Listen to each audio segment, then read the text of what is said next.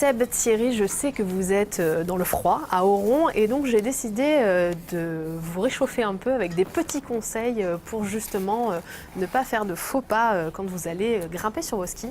Donc je suis au Pôle Santé Saint-Jean, plus particulièrement au centre de rééducation E3S, et je suis avec le docteur Corradi qui est médecin du sport et micronutritionniste. Bonjour docteur. Bonjour.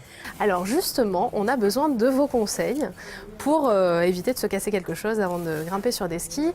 Quels sont un petit peu les gestes à faire au quotidien, je suppose un peu en amont du sport d'hiver qu'on aime tous, et pour éviter justement d'avoir des problèmes de ce type-là?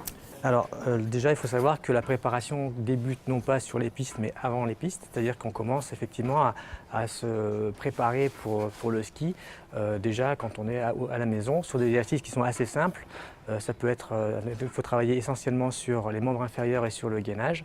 Donc ça va être des exercices de renforcement musculaire concernant les quadriceps et les ischio-jambiers, c'est-à-dire les muscles des cuisses, et le gainage sur des exercices simples en statique qu'on peut faire à la maison. Donc des exercices de renforcement membres inférieurs et gainage. Qui sont accessibles à tous? Qui sont accessibles à tous, qu'on peut faire facilement à la maison. Ça, c'est la partie renforcement musculaire. Il y a aussi il faut préparer aussi nos capacités, augmenter nos capacités d'endurance, donc reprendre pour les sédentaires une activité physique à son niveau. Donc ça peut être du VTT, ça peut être du vélo, ça peut être du roller sur la promenade, ça peut être de la course à pied. Tout ça, il faudrait le faire combien de temps avant idéalement? Je pense qu'il faut, le problème qu'on a sur les activités sportives d'hiver, c'est que ça survient souvent après les fêtes. Ça survient pendant une période où l'organisme est sollicité par les infections virales. Donc tout ça, ça veut dire qu'il faut préparer ça peut-être en amont des vacances de Noël. D'accord. C'est-à-dire 4 semaines avant janvier, quoi. Très bien. Si on n'a pas vraiment cette préparation et qu'on se lance du jour au lendemain, quels sont les risques?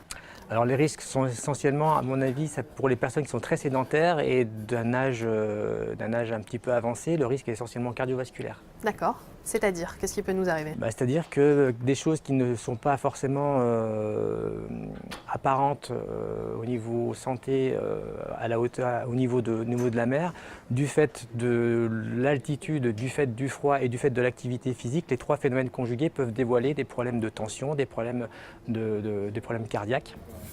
On peut avoir aussi des petits problèmes d'hypoglycémie, on en parlait tout à l'heure. Alors quels seraient les conseils, peut-être plus sur les pistes maintenant qu'on y est? Alors le conseil déjà, c'est de bien préparer sa journée par un vrai petit déjeuner et pas un déjeuner sur le pouce.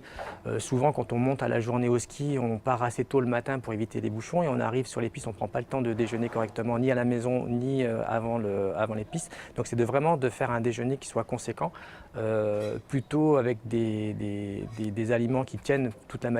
Et ce que je conseille, c'est plutôt un muesli ou plutôt des céréales de bonne qualité le matin plutôt que du pain blanc avec Nutella.